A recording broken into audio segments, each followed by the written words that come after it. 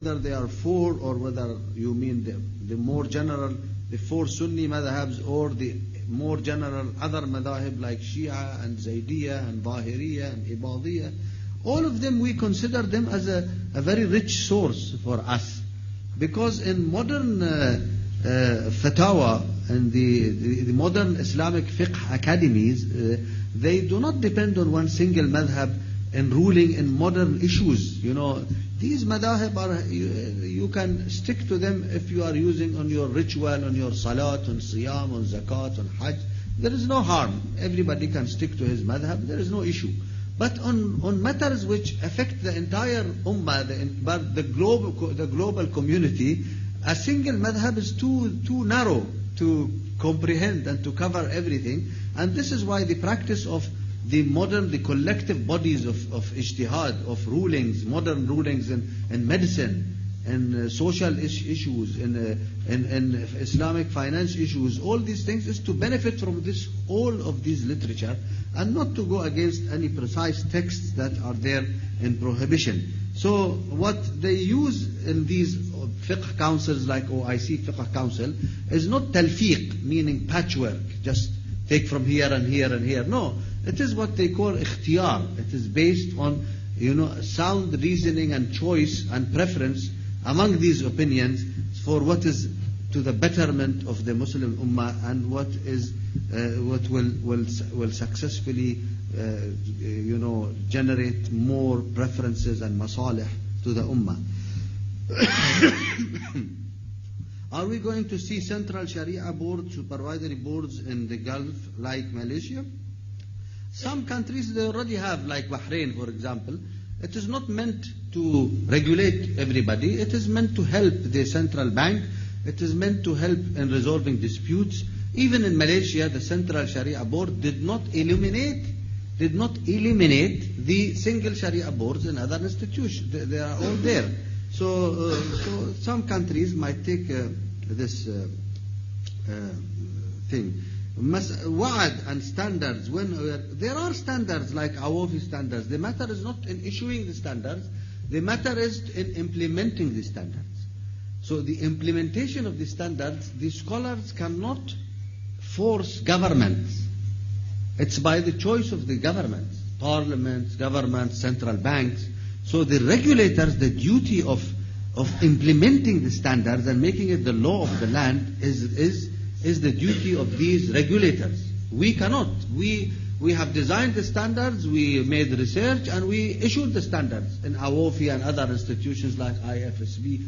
However, the matter of implementation is not in our hand. It is in the hand of government. If the government today in Bahrain or in Kuwait says that Awafi standard is law in Sharia, not only in accounting and auditing, then finish, it becomes law. So that is a matter of implementation which we cannot control. The important question that our young student here has mentioned about Sunni versus Shia, and that Islamic banking is mostly a Sunni phenomenon. This is not true. Islamic banking is not a Sunni phenomenon. It's a universal Islamic phenomenon. Even countries like Iran have laws against usury and against riba, and however they had different models, and now they are trying to come closer to standards. One of the earliest book about the banking system and Islamic banking system was written by a pioneer Shia scholar, Sheikh Muhammad Baqir al-Sadr. Al-Bankr al-La-Ribawi fil Islam, the non-riba or non-interest based bank in Islam. Very pioneer research, very one of the earliest researches in the field. And I sit in many Sharia boards where our Shia brothers are in these boards with me, in Bahrain and other institutions, in Takaful, in banking, both in retail banking and investment banking. So the rulings are very similar. There are very few areas where there are disagreement, and these disagreements is not because Sunni and Shia. It is because difference of opinion which exists even among Sunnis sometimes in the laws. So there is no such thing, a dichotomy between Sunni and Shia in Islamic banking and finance. Plus, you must also understand that shareholders of Islamic banks, takaful companies, are both Sunni and Shia. Depositors in banks, Islamic banks, they are both Sunni and Shia, so they are all benefiting.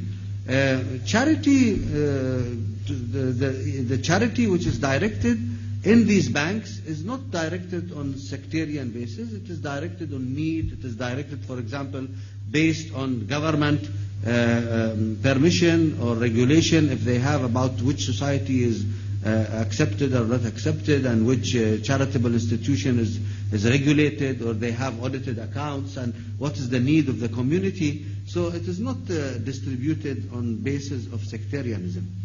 The last question about environment.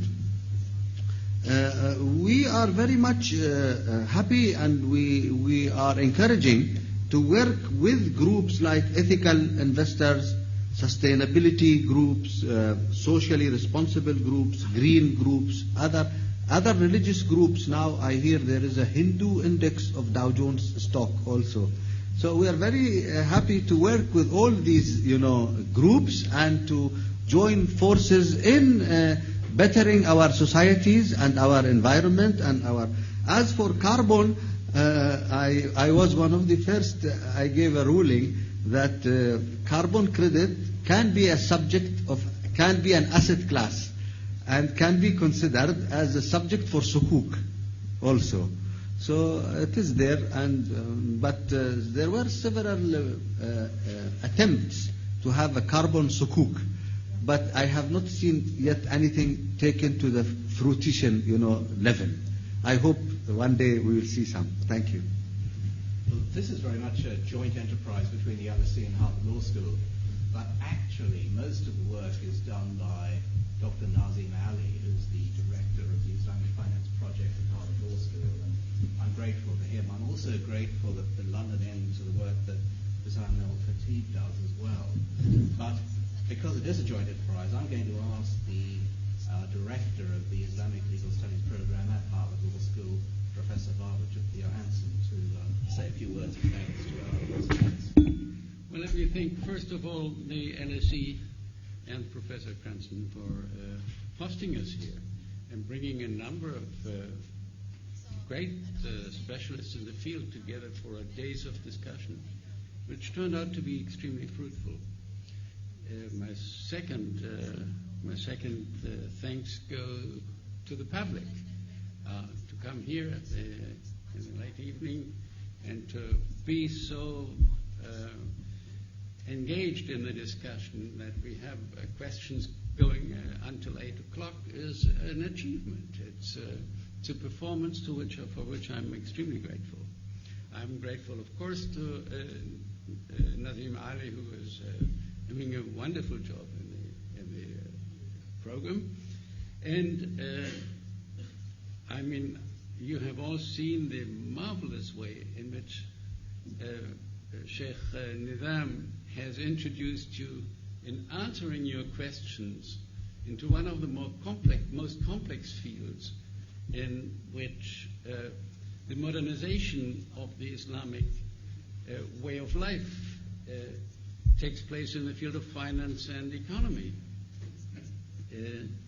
It is a field in which the modernization of the contract law, the modernization of investment doctrines, the modernization of the Islamic economy as a system, thought as a system, take place often in discussions of dissent.